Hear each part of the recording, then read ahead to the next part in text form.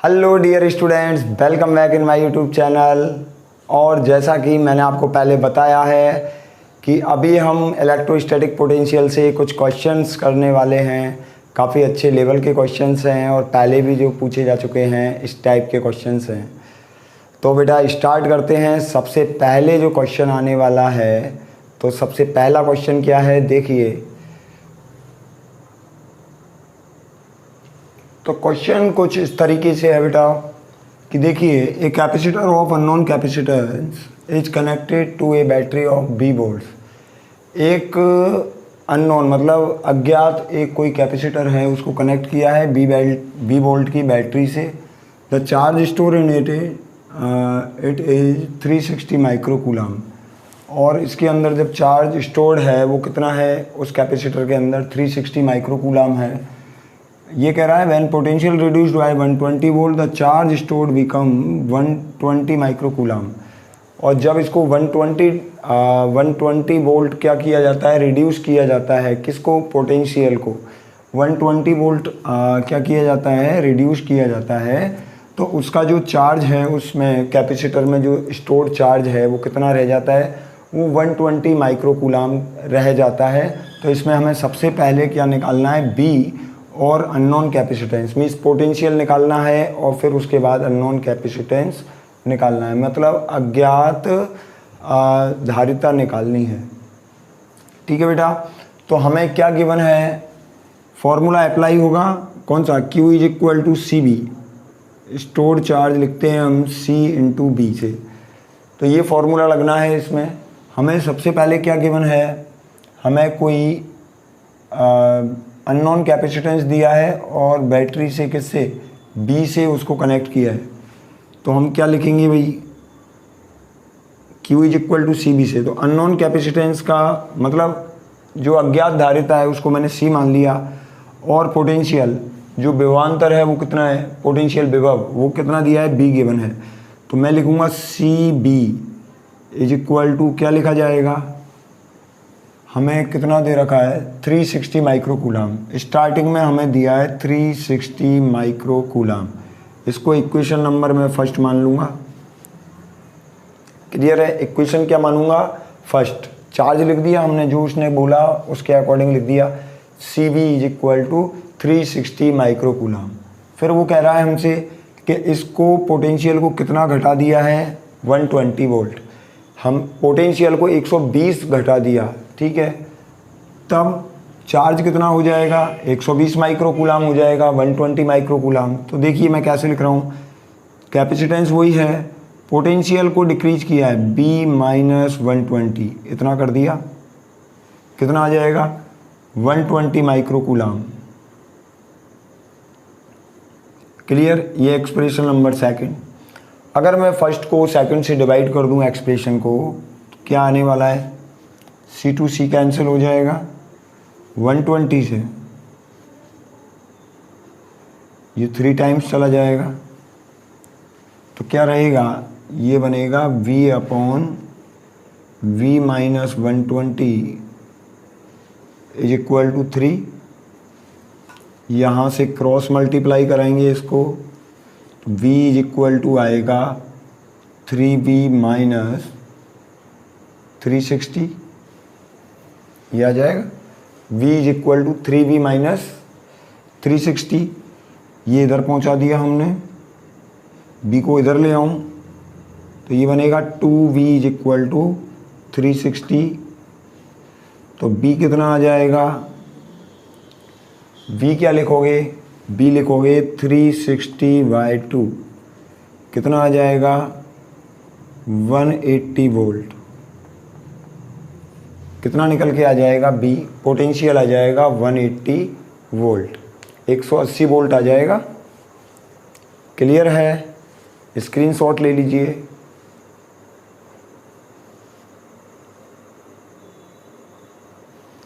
Erase कर दें इसको। तो अब हमें क्या निकालना है भाई, पोटेंशियल आ गया।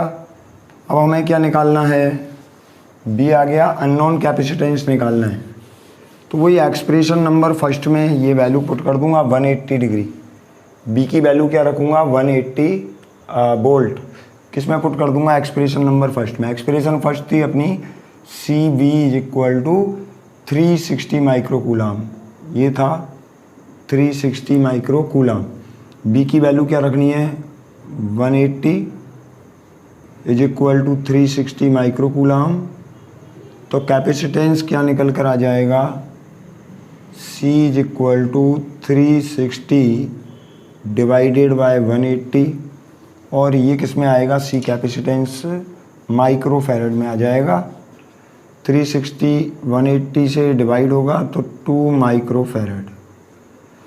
तो ये निकल के आ गया अपना अननोन कैपेसिटेंस, पहले निकल के आ गया था पोटेंशियल। क्लियर है बेटा, इसका और स्क्रीनशॉट ले लीजिए। इरेज करने वाला हूँ, फिर इसको इरेज कर दें। चलो, C की वैल्यू आ गई कितनी, 2 माइक्रो फैरड। अब क्वेश्चन कह रहा है if voltage increased by 120 volt. अब वोल्टेज को हम कितना इंक्रीज कर रहे हैं, 120 वोल्ट से इंक्रीज कर रहे हैं। What will be the charge stored. तो चार्ज स्टोर्ड क्या होगा, चार्ज स्टोर्ड कितना होगा, वो ये पूछ रहा है हमसे।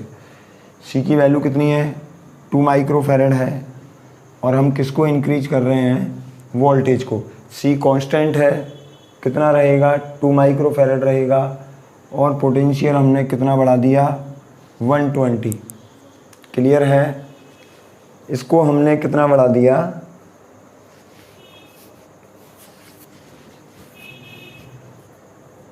120 इंक्रीज कर दिया। तो अब देखिए अब क्या करने हैं,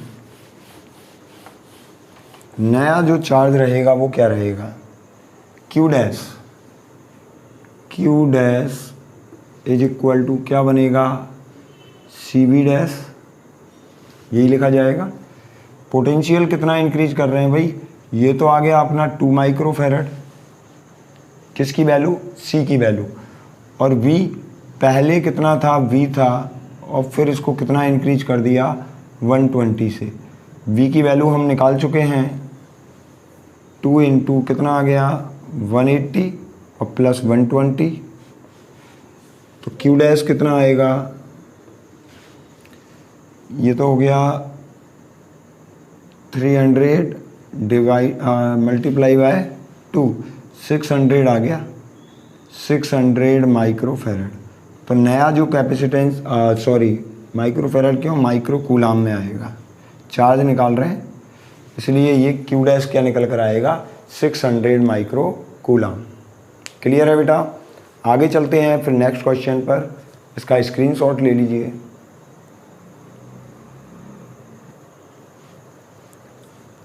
हो गया, चलिए तो नेक्स्ट क्वेश्चन कैसे है, चलिए तो अगला क्वेश्चन क्या है। अगला क्वेश्चन ऐसे है, देखिए when 2.0 10⁻12 electrons are transferred from one conductor to another conductor, potential difference of the 10 volt appears between the conductors, calculate the capacitance of 2 conductor system. ठीक है, मतलब जब 2.0 10 की घात 12 इलेक्ट्रॉन्स एक चालक से दूसरे चालक में स्थानांतरित किए जाते हैं, चालकों के मध्य विभवांतर कितना स्थापित हो जाता है, 10 वोल्ट 10 वोल्ट 10 वोल्ट। कितने का हो जाता है, 10 वोल्ट का। जैसे देखिए ये क्या है, ये एक कंडक्टर सिस्टम है, 2 कंडक्टर हैं इस सिस्टम में, और हो क्या रहा है, ये हो रहा है कि यहाँ से इलेक्ट्रॉन इस कंडक्टर में ट्रांसफ़र किए जा रहे हैं, और नंबर कितना है उनका, मतलब संख्या कितनी है, n से ही तो लिखते हैं संख्या को, 2.0 इंटू 10⁻12।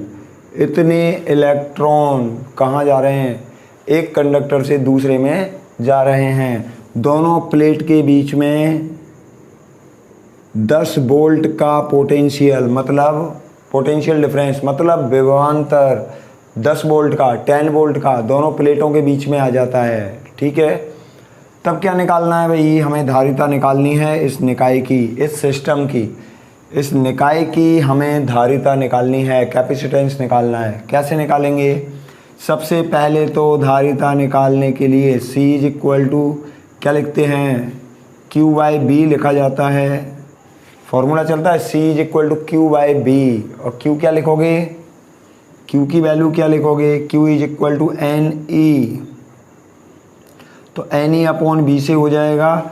एन की वैल्यू ये है 2.0 10⁻12 और बी की वैल्यू है 10 वोल्ट। हाँ, ई की वैल्यू भी तो रखनी है। ई है इलेक्ट्रॉन पर चार्ज 1.6 10⁻⁻19 कूलाम।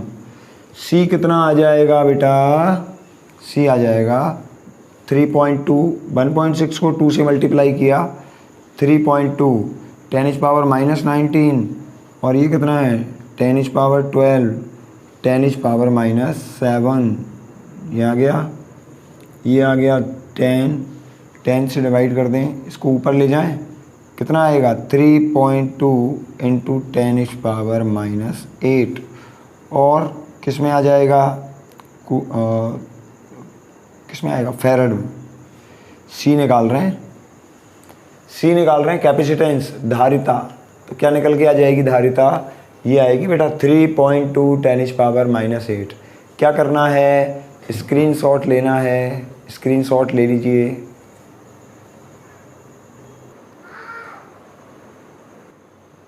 तो देखिए अगला जो क्वेश्चन है वो क्या है, what is the area of 8.85 farad parallel plate air capacitor if the separation between the plate is 1 mm। कोई पैरेलल प्लेट कैपेसिटर है, कोई संधारित्र है, हिंदी में भी लिखा है देखिए, 8.85 धारिता है उसकी, और कोई संधारित्र है, समांतर प्लेट संधारित्र, और उसकी दोनों प्लेटों के बीच में जो दूरी है ना, जो गैप है दोनों प्लेटों के बीच में, वो कितना है, वो 1 mm है। हमें क्या निकालना है, एरिया निकालना है। कितना सिंपल क्वेश्चन है, देखिए बड़ा ही नॉर्मल सा क्वेश्चन है। देखो तो हमें सेपरेशन D की वैल्यू क्या दे रखी है, 1 mm दे रखी है। 1 mm को सबसे पहले मीटर में कन्वर्ट कर लेना, क्या लिखोगे 10⁻³ मीटर, 1 इंटू 10⁻³ मीटर, ये लिख लिया। सेपरेशन मतलब दूरी दोनों प्लेटों की। धारिता सी कितनी दे रखी है, 8.85, और ये क्या दिया है, फैरड में दे रखी है धारिता। और क्या पूछा है, एरिया हमसे पूछा है, और समांतर प्लेट संधारित्र हवा में रखा है, मीन्स निर्वात में। क्या लिखते हैं हम, सिंस कैपेसिटेंस मीन्स धारिता A epsilon naught upon D लिखी जाती है, तब यहाँ से ए क्या होगा, एरिया निकालना है, सी इधर मल्टीप्लाई होगा, C into D upon epsilon nought, ये लिखा जाएगा C D upon epsilon nought. क्या लिखना है अब, एरिया देखो, A is equal to, C की वैल्यू है 8.85 फैरड, और डी सेपरेशन दे रखा है 1 इंटू 10⁻³ 10⁻³ और क्या दिया है, एप्सिलॉन नॉट की वैल्यू लिखते हैं 8.85 इंटू 10⁻⁻12, ये लिखी जाती है। क्या बनेगा भाई 8.85 टू ये 1 टाइम कैंसिल, तो एरिया सीधा सीधा निकल के आ गया कितना, 10⁻³ और ये ऊपर गया, ये कितना बन गया, इंटू 10⁻12, कितना आ जाएगा, 12 में से 3 सब्सट्रैक्ट किया, इसको घटाया 10⁻9 और मीटर स्क्वायर। तो जो प्लेटों का क्षेत्रफल है वो कितना आएगा, 10⁻9 आ जाएगा। ठीक है बेटा, तो इस तरीके से हम प्लेटों के बीच में क्षेत्रफल निकाल सकते हैं, एरिया कैलकुलेट कर सकते हैं। स्क्रीनशॉट ले लीजिएगा। चलो बेटा अगला क्वेश्चन तो तैयार है, ये है अपना अगला क्वेश्चन। अगला क्वेश्चन कैसे है, if charge on capacitor is doubled then capacity becomes. यदि कोई संधारित्र है और उस पर चार्ज मतलब आवेश को 2 गुना कर दिया जाए तो उसकी जो कैपेसिटी है उस पर क्या प्रभाव होगा, उसकी धारिता पर क्या प्रभाव पड़ेगा उस संधारित्र की पर, वो बताना है हमें। वो दुगनी हो जाएगी, डबल हो जाएगी, कि कोई नो चेंज रहेगा, या फिर आधी होगी, या फिर 4 मल्टीपल होगी, मीन्स 4 टाइम्स हो जाएगी, 4 गुनी हो जाएगी। बताइए क्या इफ़ेक्ट पड़ने वाला है, ज़रा सोचिएगा बेटा। पहले वीडियो पॉज कर दीजिएगा 1 मिनट के लिए और फिर सोच के बताइएगा कि क्या इफ़ेक्ट पड़ेगा यदि हम चार्ज को डबल कर दें। ठीक है बेटा, तो सोचिए 1 मिनट के लिए और फिर बताइएगा। पॉज कीजिए वीडियो को। ठीक है, तो देखिए इसमें क्या होने वाला है भाई, हम चार्ज को डबल कर रहे हैं। ठीक है, पहले चार्ज Q है तो कैपेसिटी क्या है, C is equal to Q by B. Capacity क्या है, C is equal to Q by B. लेकिन अभी हम क्या कर रहे हैं, नई जो कैपेसिटी है उसमें चार्ज की वैल्यू को डबल कर रहे हैं Q डैश। तो क्या V में चेंज नहीं होगा, V डैश में भी तो चेंज होगा। Q डैश कितना किया, डबल 2Q कर दिया, तो B डैश भी डबल हो जाएगा 2B। क्यों, since Q is proportional to V, ये रिलेशन है हमारे पास। Q B के प्रोपोर्शनल है। जो आवेश है वो विभवांतर के समानुपाती होता है, उसके प्रोपोर्शनल होता है। जैसे ही हम Q की वैल्यू इंक्रीज कर देंगे B की वैल्यू भी ऑटोमेटिकली क्या हो जाएगी, इंक्रीज हो जाएगी। तो क्या इफ़ेक्ट पड़ने वाला है बताइए, 2 से 2 कैंसिल, Q बाई B आएगा। Q बाई B की वैल्यू क्या है, C। तो there will be no effect on capacitance, यहाँ धारिता पर कोई प्रभाव नहीं होगा। क्यों, क्योंकि हम अगर Q की वैल्यू बढ़ाएंगे तो B भी उसी रेशो में बढ़ जाएगा। आपने सोचा होगा 1 मिनट के लिए कि शायद डबल हो जाएगा, लेकिन ऐसा नहीं है। ठीक है बेटा, स्क्रीनशॉट ले लीजिए।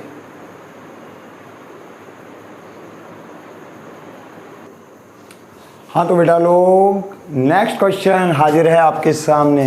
देखो क्वेश्चन क्या है, क्वेश्चन ये है, an air capacitor is given a charge of 1 microcoulomb raising its potential 180 volt. कोई कैपेसिटर है, कोई संधारित्र है, ये हिंदी में लिख रहा है, एक संधारित्र है, उसको 1 माइक्रोकूलम आवेश देने पर उसका विभवांतर कितना बढ़ जाता है, 180 वोल्ट बढ़ जाता है। यदि उसको एक किसमें, माध्यम में अगर हम डुबो दें उसको, तो उसका विभवांतर कितना घट जाता है, वो 60 वोल्ट घट जाता है। तो हमें उस माध्यम का परावैद्युतांक निकालना है। हम जानते हैं कि जो CM होता है किसी मीडियम में कैपेसिटेंस KC0 होता है। C0 में मान के चल रहा हूँ, वैक्यूम में है कैपेसिटेंस, धारिता किस में, हवा में। C0 क्या है, हवा में धारिता, मतलब जब दोनों प्लेटें हवा में रखी हैं तो धारिता कितनी है, C0 है।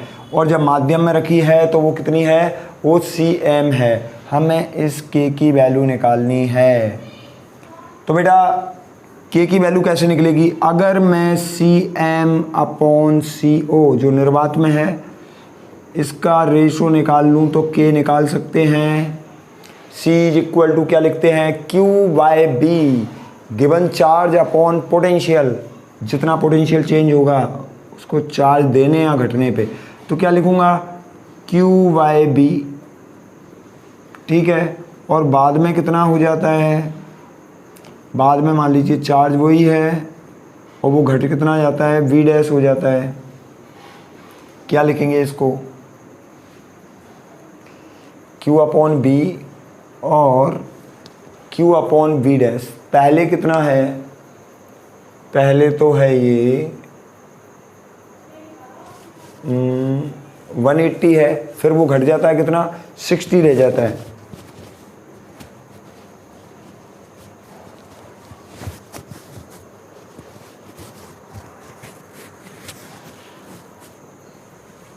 चलो मीडियम में लिख रहे हैं हम इसको V डैश से, और पहले जो C0 है वो Q बाई B है, उल्टा हो गया ना। Q से Q गया कैंसिल, B ऊपर आएगा, V डैश नीचे आएगा। पहले कितना है पोटेंशियल, 180 है, और बाद में कितना हो जाता है, 60 हो जाता है। जब उसको हम मीडियम में डिप करते हैं, उसको किसी माध्यम में डुबोते हैं, तो वो कितना हो जाता है, वो 60 हो जाता है। 60 से 180 कितने टाइम कैंसिल हो गया, 3 टाइम। तो K की वैल्यू देखो क्या निकल के आएगी, 3 निकल के आ जाएगी। जितना इंक्रीज हो रहा है, कब, जब हम उसको चार्ज दे रहे हैं तो कुछ पोटेंशियल इंक्रीज हुआ, उसको माना B। वैक्यूम की बात कर रहे थे उस टाइम पर, उसको माना B। चार्ज कितना गिवन था Q।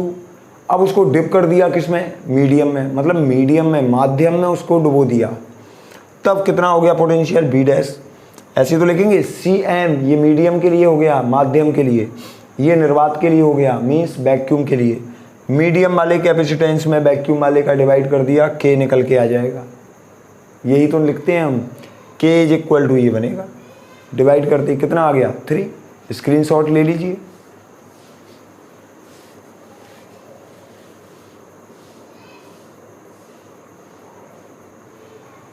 चलिए नेक्स्ट क्वेश्चन कैसे है कि दो हमारे पास स्फेरिकल कंडक्टर्स हैं, एक हॉलो है और एक सॉलिड है, रेडियस दोनों की क्या है, सेम है। रेडियस दोनों कंडक्टर्स की क्या है, सेम।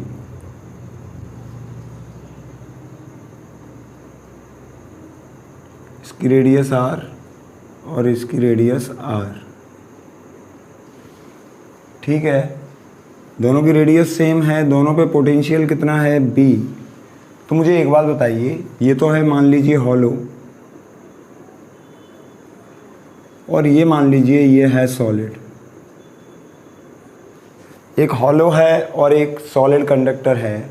मुझे एक बात बताइए कि किस पर चार्ज ज़्यादा होगा। इसकी कैपेसिटी C और इसकी भी कैपेसिटी क्या है, C है। किस पर चार्ज ज़्यादा होना चाहिए, चार्ज दोनों पे सेम रहेगा। क्यों रहेगा भाई, देखिए Q इज इक्वल टू, हम क्या लिखेंगे, CB। C is equal to, कोई भी स्फेरिकल जो कंडक्टर हैं, मतलब स्फेरिकल जो कैपेसिटर्स हैं, तो उनके लिए क्या होगा, बताइए क्या होगा। सॉलिड दोनों कंडक्टर हैं तो चार्ज इसकी सरफेस पर, भाई सॉलिड पर भी चार्ज उसके बाहर ही क्या हो जाता है, फैल जाता है।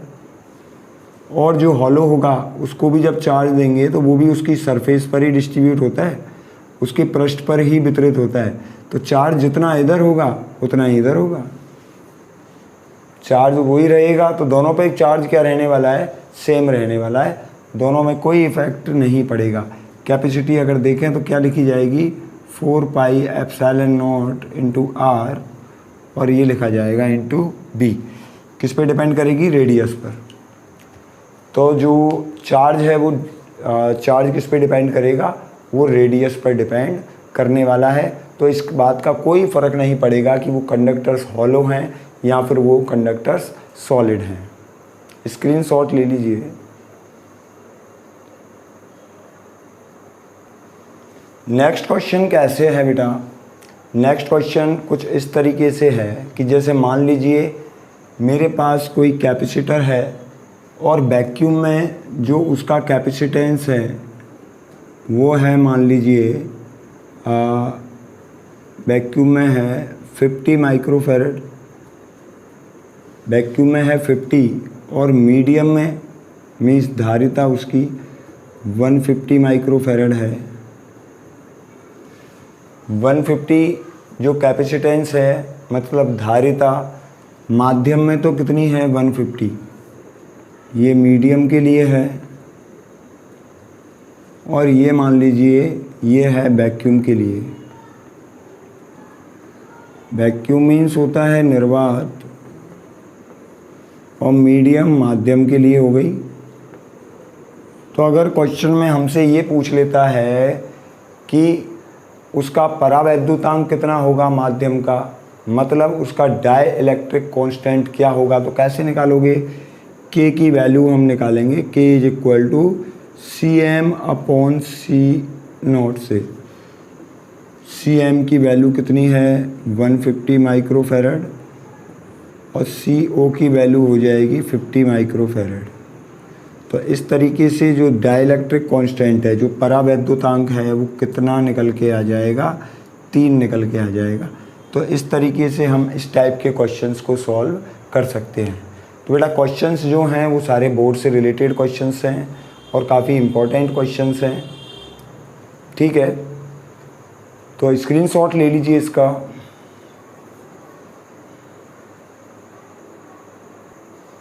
तो आगे चलते हैं। नेक्स्ट जो क्वेश्चन है वो कैसे है, देखिए नेक्स्ट क्वेश्चन कुछ इस तरीके से है कि जैसे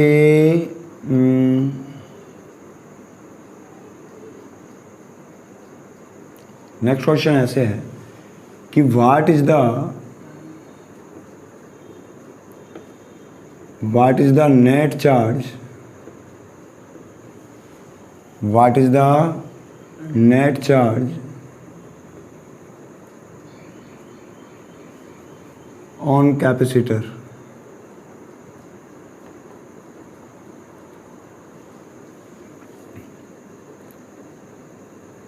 किसी संधारित्र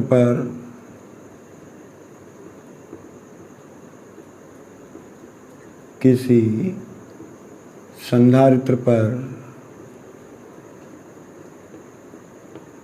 कुल आवेश का मान, कुल आवेश क्या होता है, क्या होता है कुल आवेश का मान, नेट चार्ज कितना होता है संधारित्र पर। तो बेटा संधारित्र जो अपना होता है वो कुछ इस तरीके से है, कैपेसिटर्स ऐसे होता है, इस प्लेट पर तो चार्ज होता है प्लस क्यू, और सेकंड एनोदर जो प्लेट होती है उस पर चार्ज होता है कितना, माइनस क्यू। अगर क्वेश्चन हमसे पूछे कि जो प्लेट है जो संधारित्र है, जो कैपेसिटर है, उस पर नेट चार्ज कितना होता है, क्यू नेट, तो कैसे लिखोगे, charge on positive plate plus Q and charge on negative plate is equal to क्या आने वाला है, 0। तो जो भी कैपेसिटर है उस पर अगर नेट चार्ज की अगर हम बात करें तो नेट चार्ज क्या रहेगा, नेट चार्ज रहेगा 0, क्योंकि ये उसका पॉजिटिव चार्ज प्लेट का और ये उसका नेगेटिव चार्ज दोनों सम हो जाएंगे, सम होने के बाद और कितना चार्ज आएगा, 0। इसका स्क्रीनशॉट लीजिए बेटा।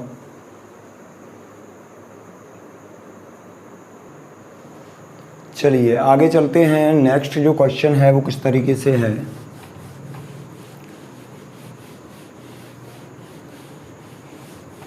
नेक्स्ट क्वेश्चन ऐसे है बेटा कि जैसे मान लीजिए एक संधारित्र है, एक कैपेसिटर है, और उस कैपेसिटर की जो दोनों जो प्लेट्स हैं,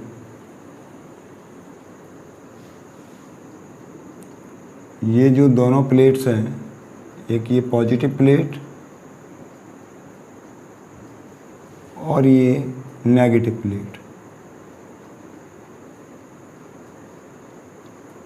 इन दोनों प्लेट्स के बीच में एक कंडक्टिंग प्लेट रख दी जाए, कंडक्टर प्लेट रख दी जाए, कंडक्टिंग प्लेट रख दी जाए, मीन्स दोनों के बीच में एक चालक पट्टिका रख दी जाए। तब बताइए इसकी धारिता पर क्या प्रभाव होगा, मीन्स कैपेसिटेंस पर क्या इफ़ेक्ट होगा। तो पहले वाली जो कंडीशन है, जब ये ऐसे रखी हैं दोनों प्लेट्स, ये मैं मान लेता हूँ पहले वाली कंडीशन, इस पर पॉजिटिव चार्ज और इस प्लेट पर नेगेटिव चार्ज है, ठीक है। दोनों के बीच में जो डिस्टेंस है, सेपरेशन, वो कितना गिवन है हमें, d। कितना सेपरेशन गिवन है, d है, पहले मैं ये मान लेता हूँ, स्टार्टिंग में ये है, ठीक है। तो जो कैपेसिटेंस बनेगा वो क्या बनेगा, C is equal to A epsilon naught upon D, ये होगा। कैपेसिटेंस कितना होगा, मीन्स धारिता कितनी होगी, A epsilon naught by D, ये होगी। अब क्या होने वाला है, मैंने एक प्लेट और रख दी इसके बीच में, तो यहाँ ऑटोमेटिकली उतना ही चार्ज इंड्यूस्ड हो जाएगा, इस प्लेट पर पॉजिटिव चार्ज और इस प्लेट पर कौन सा चार्ज, नेगेटिव चार्ज। ये प्लेट पॉजिटिवली चार्ज इस साइड से और इससे क्या हो जाएगी, नेगेटिवली चार्ज हो जाएगी, ठीक है। सेपरेशन कितना रह जाएगा, सेपरेशन कितना हो जाएगा इसका d/2 और इसका सेपरेशन क्या हो जाएगा, इसका सेपरेशन होगा d/2। अब कैपेसिटेंस क्या बन गया बताइए, अब कैपेसिटेंस क्या बनेगा बताओ। इसका मैं मान लेता हूँ कैपेसिटेंस कितना बन गया, A/0/d/2, तो ये आ जाएगा कितना 2A/0/d, ये आ गया। और इसका भी यही आ जाएगा, तो 2A/0/d तो इसका, और इसका कितना आ जाएगा 2A/0/d, ये इसका कैपेसिटेंस आ गया। इसका 2A/0/d और इसका भी यही हो गया। A/0/d क्या है, ये C है, तो इसको मैं एज इट इज़ ये लिख सकता हूँ कि 2C हो गया, और ये कितना हो गया, ये 2C हो गया। धारिता 2C हो गई ना। अब दोनों सीरीज में आ गए, तो C इक्वलेंट क्या लिखते हैं हम सीरीज में, 1/C equivalent is equal to 1/2C plus 1/2C। क्या इफेक्ट पड़ने वाला है, 2C ये आ गया, 1 और 1 जोड़ के 2 हो गया, कितना बनेगा 1/C। तो C इक्वलेंट कितना आ गया बेटा, C इक्वलेंट आ गया C के इक्वलेंट। पहले जो कैपेसिटेंस था A/0/d उसी के इक्वल आ जाएगा, तो इसमें कोई इफेक्ट नहीं पड़ेगा। ठीक है, ये इसका कैपेसिटेंस 2C, इसका 2C हो जाएगा। सेपरेशन आधी करते ही, क्योंकि दोनों के बीच में प्लेट रख दी, एक कैपेसिटर बन जाएगा जो एज ए सीरीज कॉम्बिनेशन। तो ये 2C ये डबल हो गया कैपेसिटेंस, इसका भी कैपेसिटेंस डबल हो गया, सेपरेशन घट गया, मीन्स दोनों के बीच की दूरी घट गई। ये 2C ये 2C हो गया, दोनों का C इक्वलेंट किया किससे, सीरीज में ऐसे ही तो जोड़ते हैं, श्रेणी क्रम में ऐसे ही जोड़ा जाता है संधारित्रों को। ऐसे जोड़ने के बाद हमने जब इसको सॉल्व किया तो क्या निकल के आ गया, C के इक्वल आ गया A/0/d के। तो स्क्रीनशॉट ले लीजिए बेटा, हो गया। तो मिलते हैं फिर नेक्स्ट वीडियो में और नए अच्छे रोचक कंसेप्ट्स के साथ, और इतने अच्छे क्वेश्चंस लेकर आऊँगा बेटा जो आप भी याद रखोगे कि हाँ सर कितना अच्छा कंसेप्ट हमको सिखाया आपने। तो बने रहिए हमारे YouTube चैनल पर, और बेटा अगर चैनल अभी तक सब्सक्राइब नहीं किया है तो प्लीज़ सब्सक्राइब कर दीजिए, इसमें आपका ही बेनिफिट है बेटा। और चैनल को ज़्यादा से ज़्यादा शेयर कीजिए। मिलते हैं नेक्स्ट वीडियो में कुछ क्वेश्चंस के साथ, अगले कंसेप्ट्स के साथ। तब तक बने रहिएगा हमारे YouTube चैनल पर और देखते रहिएगा लगातार।